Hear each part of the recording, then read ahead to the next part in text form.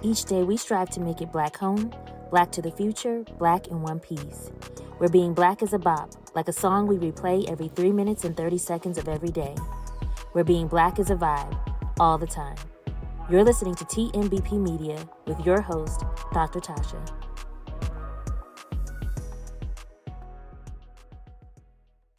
Today, we have with us Marquetta Atkins-Woods. Thank you so much for being with us. Thank you for having me. Yes, I have been looking forward to this conversation all week. Let the people know what you do professionally and then anything you think it's important that we know as we jump into this conversation. Okay. I'm the proud mother of 2 young adults. So Devin Moon, he does music, and my daughter who just recently graduated from Prairie View A&M University. Congratulations. Thank you. Shout out to Miss Amani Johnson. She's now doing her master's degree at University of Houston. Super proud of them. I am the founder and executive director of Destination Innovation, Inc., which is a hub of youth leadership development. We are home to 4 core programs. Camp Destination Innovation that teaches kids careers outside of traditional norms with an emphasis on entrepreneurship and STEM. We have Progeny, and Progeny are youth touched by the juvenile justice system that we're teaching advocacy, how to change policy and the way it impacts them.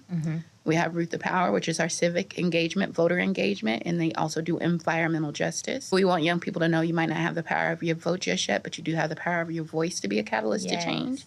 And then our newest program is Cure Violence. And that program is funded by the city. And it's telling the community you are the experts of your own experience. We hired people directly from the impacted communities we serve, Northeast Side and Plainview area.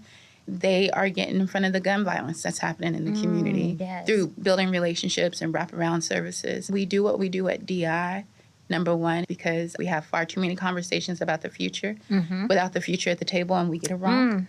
And our community deserves opportunity. So when you think about investment in community, if you go into certain communities and they don't have grocery stores in their communities and their communities are not beautified like other communities are, you don't feel like the city cares about you or you have a place where you belong. So you see kids seeking, looking for things to be involved in, or if you're on survival mode, trying to survive. That's how our kids get caught up in the system. And when parents don't understand the laws that goes with the system, they sign the kids to life ways to plea deals. And then you have your kids cycling in and out of the system. And then we want to know who's deciding why we don't have a grocery store in our community, or who's deciding why we don't have driver's ed in school anymore. I want young people to understand how systems work and how they impact them. Whew. Well, I had some defrost questions, but I feel like we already thought out. But no, that's amazing. Where do you consider home? What's your hometown? Wichita, Kansas. Okay. Yes. Born and raised, Wichita, Kansas. Okay. Yeah.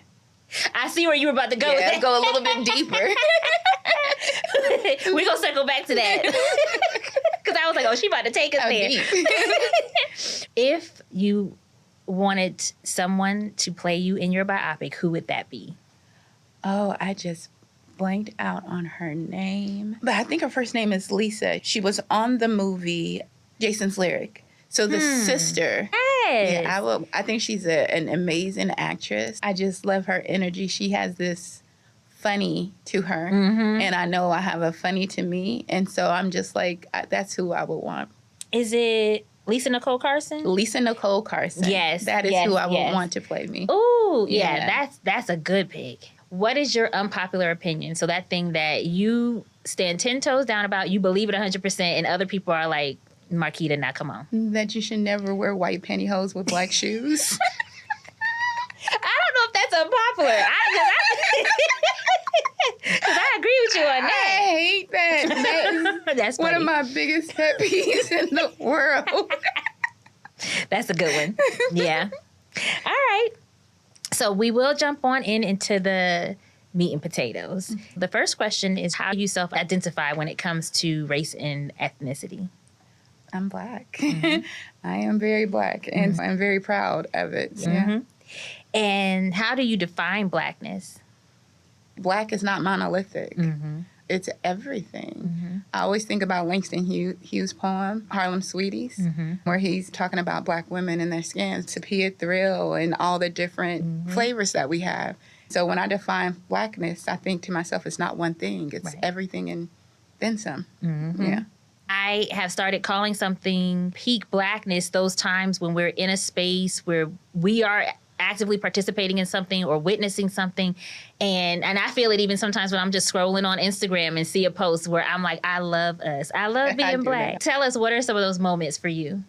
Oh, there's so many to name. Joy. There's the way that we can look at each other and not say a word and know exactly what we're saying and thinking, and it just bust out laughing. There's a thing that they had on Instagram, Black men frolicking. That was like one of my favorites, because the heaviness that comes with being us, especially in particular Black men, to see them just joyful and frolicking and just it looks like freedom. That to me is peak. Of course, is when we're doing great things, but it's also when I see the little girl that might be from the hood with hood qualities, she's achieving her goals, like looking at Glorilla. That brings me joy to see her go and accomplish everything. She speaks in affirmation when she raps. Absolutely. Seeing her win is everything to me. That is peak Blackness for me. Ooh, that is good. That frolic, though, that was... Frolic. I told Corinthian, you better go frolic. You better go frolic. You better go be free. You don't have to put on an image. Just go out there and skip and frolic and have a great time. Yeah. So with that, talking about the joy, there are other aspects of our experience. Have there ever been times when you wanted to be anything other than Black? Not never. Not never. I grew up on the west side of town, and I was used to being the only. And in a lot of instances, I think we had like maybe 3 or 4, and they split us up. And it made me hold on to who I was harder. I love history. Reading Black history books. My sheroes when I was growing up was Angela Davis and Wonder Woman. I love strong women. And so, not never. I feel you. My research has focused on Black body politics, being in our bodies, and how us just showing up with our features, our hair, our skin complexion, all of those things can impact the way that we are treated and long-term outcomes for us. How would you describe your skin complexion and your hair? And that could be your texture, how you style it. And do you feel like those aspects of your identity have impacted the way you show up or how you see Blackness? Brown skin. I'm a brown skin girl. My mama used to call me a brown sugar baby growing up. My mother is really super light skinned. As a little girl, you want to be like your mom. My mother knocked that out of me at a young age. She would sit down and talk to me about the stuff that she went through, being light skinned and, you know, if her skin break out, how things showed up. And she would tell me how to love the skin that I was in. She instilled that in me at a very young age.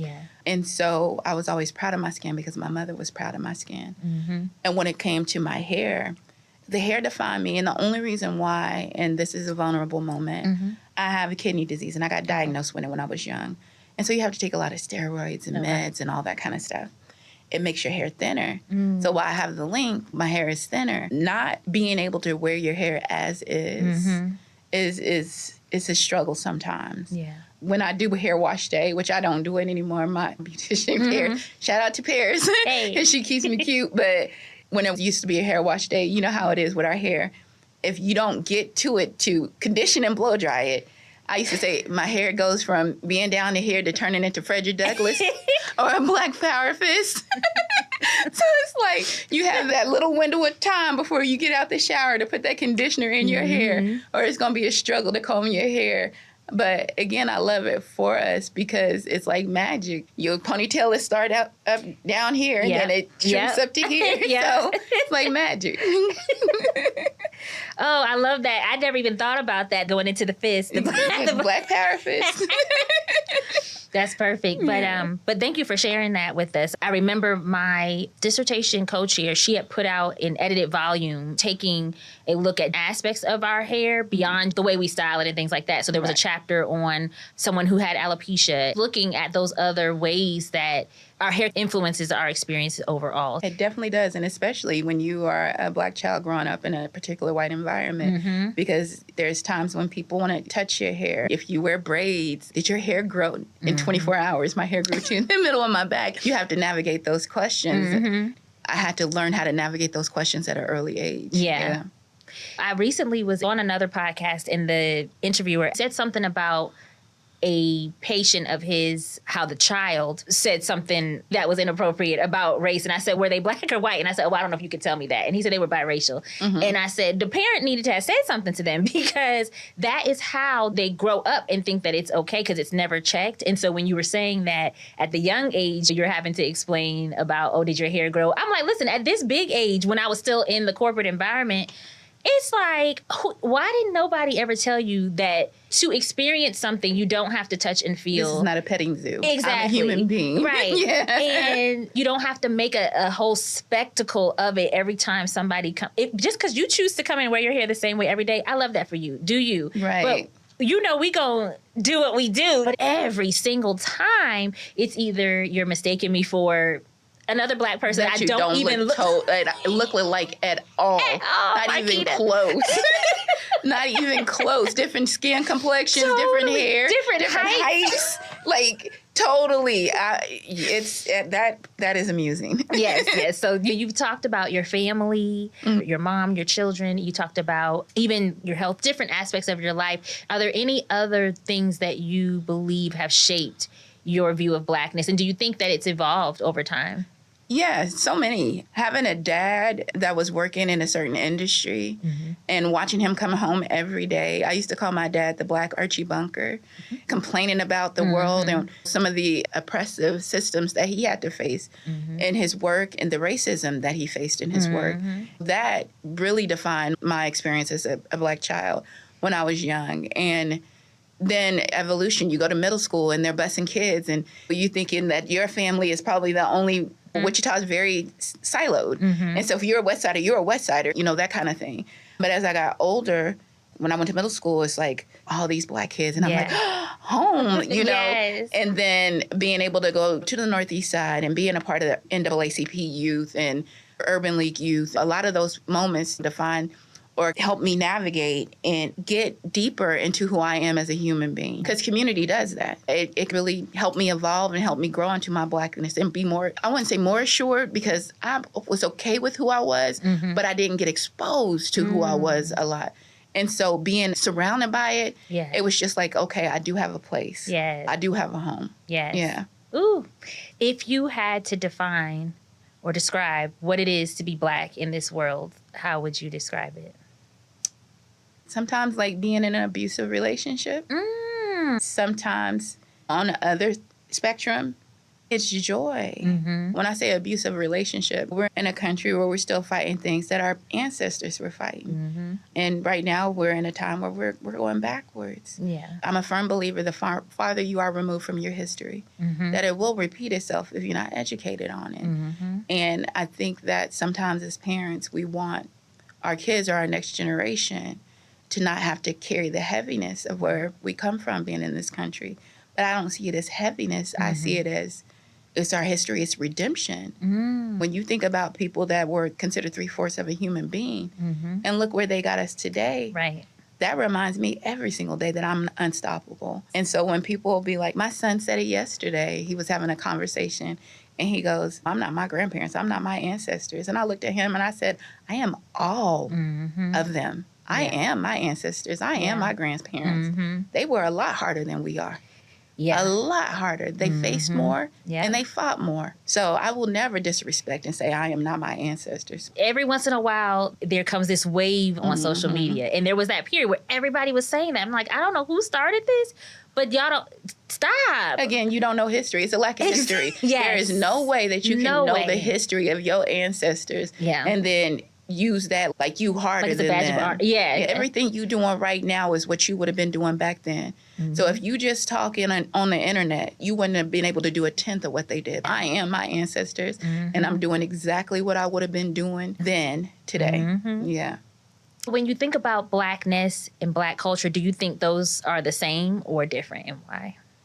It depends on what your experience is. It goes back into Blackness not being monolithic. I use my daughter for an instance. She got to experience that when she went to a HBCU. She's from Wichita, Kansas. She went to Houston. She is a trail riding cowgirl kind of girl now. And that is something that she never experienced in Wichita, Kansas. There's so many levels to our culture, so many different things that we do. At times they can be one and the same. And then I think at times it's one and multiple different things. What are some of the ways that you would say you display your Blackness on a day-to-day? It just is. Yeah. It literally just is. It radiates in everything that I do. I'm just existing on this planet. And I find pride, even when people are triggered by the word Black, and you see it all the time. Like anything that's associated to Blackness, anything that's about elevating. Why do you get to do Juneteenth? And I'm like, you celebrate St. Patrick's Day and you're not triggered? Those questions to me are absurd, but it also makes me proud because that shows strength. It's all about perspective. I never get offended. It makes me stand up taller, because if something so simple as me existing is triggering for you, it's not me that needs help. Yep. So, yeah. I want to circle back to when I was asking, where do you consider home? Where were you about to go? I was thinking about family and feeling comfortable in your own body and in your own mind. Ooh. You got to have safe spaces where you can find peace. I'm a homebody. You won't see me out here much if it's not related to work. That's because that is peace for me. Yeah. You shared about the various aspects of destination innovation. I had the honor and privilege to be invited earlier in the summer to speak at a Progeny event. I really enjoyed that and appreciated the opportunity. Can you share more with us about what's your vision for destination innovation moving forward and how that connects back to the Black community? Everything we do at DI is grounded in racial equity. And we're open to all kids, but the target audience was Black and brown kids. And that's because they start behind. And I want to get them caught up. When it comes to youth in general, I want them to know where spaces exist. I stumbled and fumbled in the beginning, trying to figure out where should I be? How do I get my career going off? I always felt like there was that glass door. Like I'd be that close but never quite make it. I used to work as an intern for the Center for Entrepreneurship. I used to go to all these entrepreneur events, and sometimes these big businessmen, they would bring their sons. And I would look around that room and I go, by the time these young men are 18 years old, they have the mindset, the resources, and the network to be successful leaders and entrepreneurs in their community. And not every kid has access to this. And that's how Camp DI was born. When I was doing the work over at the Seed House, we got this group of kids that they wanted us to work with that were systems impacted. And they wanted us to teach them leadership. And then they were going to discontinue that program. And I'm like, no, we've made these kids all these promises. Can I take this with me? And so Progeny was born in a little room at the Peace and Social Justice House. Our kids named themselves Progeny because they wanted adults to understand we are what you created. Too often, whenever they talk about kids and kids getting in trouble, they're, what's wrong with kids today? At a city council meeting, Mayor Lily Wu asked me, what can we do to get in front of the violence that's happening with youth, or what's going on with kids? When people ask me that question, I always go, what's wrong with us? Kids emulate what they see. And what is the world we've given them? And on the highest levels of leadership, you see people fighting and arguing and saying outlandish things. Our kids have accessibility to see this in a way we didn't have. They see more in a 5-minute swipe than I've seen probably in my lifetime. They see adults for who we are. They're watching us fight online, watching us in the news comments. They're watching all this chaos. And then we look and go, what's wrong with kids? They are the mirror of the world that we are giving them. What I want to do is shift the mirror. I want them to stand in their power, because we often come to youth and communities and we're always going, I want you to feel empowered. No, I want you to have power. And I want you to know how to harness your power and use your power. I pave the way and get out the way. I connect them to those network, the resources to be successful leaders. Before we walk in any big room, I'll look at them and I'll go, whose house is this? And they'll yell, our house. And whose house is this? Our house. They know to take up space. I don't care who important in that room. You are just as important as them. And to utilize their voices so they won't have imposter syndrome. We can kill that at a young age. And know where these doors exist, no matter what their background is. So whether they come from a solid home or whether they come from chaos, whether they're systems impacted, our young people are leaders. They're sharp. They understand how to make policies. I like to build beyond the program.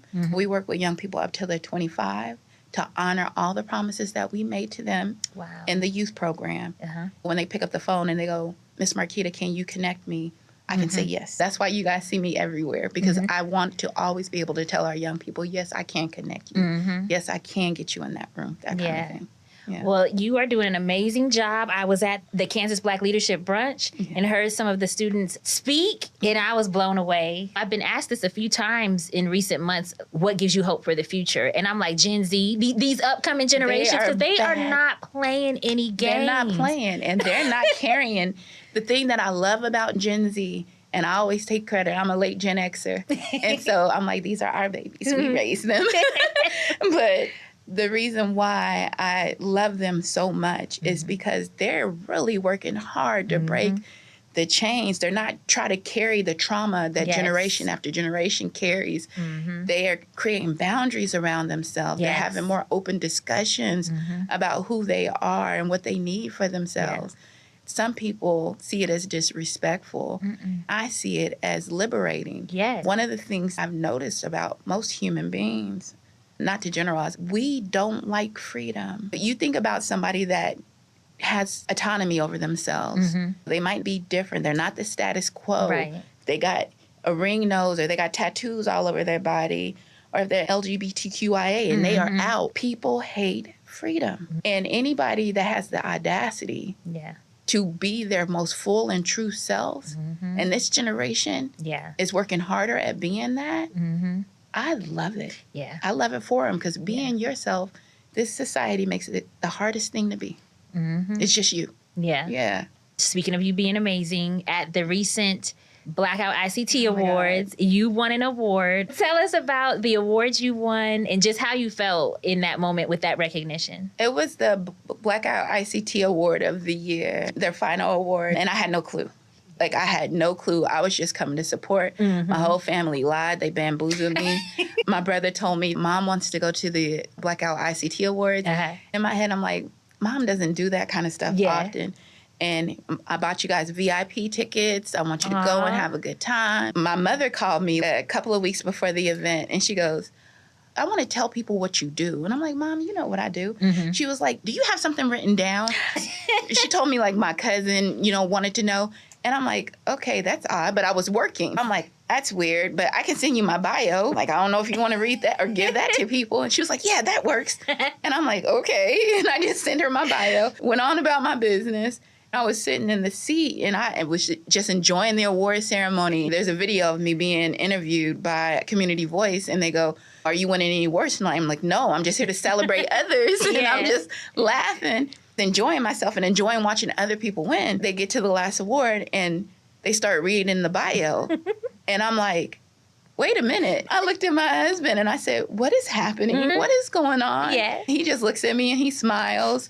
In the walk up there, I'm just like, what am I going to say? But it was beautiful and it was unexpected. Being in that space, having your peers do something like that is probably one of the best awards that I've ever won. I'm grateful and I'm humbled. I always tell people, if you really want to show me that you value the work I do, I will never disrespect or devalue the awards. I love it. But I want to see one of my young people up there. You want to show me the work? When I see them making that walk up to that stage, then I'm affirmed. Then I know I did a good job. Well, it was so well deserved, and I love a good surprise. So before we get to the key question of the day, when it comes to avoiding burnout and when we think about self-care, any advice that you have? There's 3 things. You have to be proactive when it comes to burnout. We're in this hustle culture. Know that you don't have to. I just got selected to be a part of a National Leadership Institute. I center around the work we do with juvenile justice and Black and brown leadership. One of the coordinators told me, you don't have to. Like, you don't have to. And holding on to the fact that it's okay for you to say no. It's okay that you can't be in multiple places at the same time. It's okay, and you don't have to. That allowed me to exhale. I don't have to. You work all week, And then you have stuff on the weekends. And sometimes on Sundays, they want you to do stuff. I say this all the time, but just don't apply it. You can't save the world until you take care of home first. You got to take care of home. When you think about social justice or any kind of nonprofit work, the best thing that you can ever do is to create a healthy family. And when you create a healthy family, they go out in the world and they do great things and they make the world healthier. So if you're constantly away to take care of community and you're not taking care of your core, your family, you're doing a disservice to the world. Making sure that you prioritize your health, your family, and then you go out there and do the work. And you can't do that if you're burning at both ends, which I tend to do. I'm still a work in process.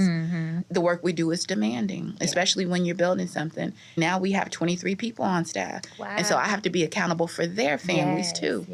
There's no such thing as balance. It's prioritization. Balance is an elusive unicorn. When you're going after something, when you're building, something's going to suffer. Right now it's laundry for me. My house suffers. You have to know that. Prioritize and what's most important to you week to week or day to day. Listen to your body. When your body says no, honor it, because if you don't, your body will stop you. And it'll do it at the worst time. When your body is telling you to slow down, honor your body. When it comes to mental health and self-care, we like to make it in flowers. Taking care of your mental health is not pretty. It's hard. You have a shell of yourself or a statue of yourself that society has placed upon you, whether you're being defined by your parents, by your life experiences, by your children, by your relationships you've been in. You have this shell that builds outside of you. Sometimes we feel like we're about to break. We're so afraid of breaking. Let yourself break. That is literally your spirit trying to break through to be who you need to be for yourself. It feels like a nervous breakdown, but it's actually a breakthrough, because when you cry or when you let it all out, you get those parts of you you don't need anymore. And you're able to heal and be who you need to be for yourself. Let it break. Ooh. That brings us to our question of the day. What would you say Black in One Piece means to you? Black in One Piece is peace. The catalyst to you starting this is making sure that our kids get home safe, our husbands, we get home safe. We're having Black women in leadership that are committing suicide. Black in One Piece is just letting us be. And I'm not even saying let us, because that's putting us in a space of permission. But for us, just being and not having a fight, down to our follicles. I hope we get to a space where we can just be. Myself and women in my circle, we've been talking about how a lot of the supports that are in existence right now, wonderful programs, but they're focused on entrepreneurship, leadership, professional development, still all tied to work, doing. So we're working on something that is just focused on us being. We need to be. We need to just sit in joy. We need that more often. Ooh. Thank you so much, Marquetta. Is there anything else that you want to share with us today on this topic or otherwise? Thank you for bringing me into this space, and thank you for creating a space like this. This was fun. It's like a woosah. So congratulations to you, and I hope it continues to grow. DestinationInnovation.org, or you can go to any of our social media sites. We're on Instagram and Facebook. So Camp DI, or Camp Destination Innovation, Root the Power, Progeny, and we're working on our Cure of Violence website. Shout out to Christina's team over at CML Collective, who does all of our websites. When you see those women and men in orange shirts, that's our Cure Violence team, and they're there to help you with anything that you need when it comes to our young people in our community. So talk them up. Yes. And all of that information will be in our show notes so people can access it. Awesome. Thank you again. I have enjoyed this conversation. Y'all check out the amazing things that Marquetta, Destination Innovation, Progeny, all the amazing things that she has going on in the community for our youth and for our future. And until next time, stay Black in One Piece. Stay Black.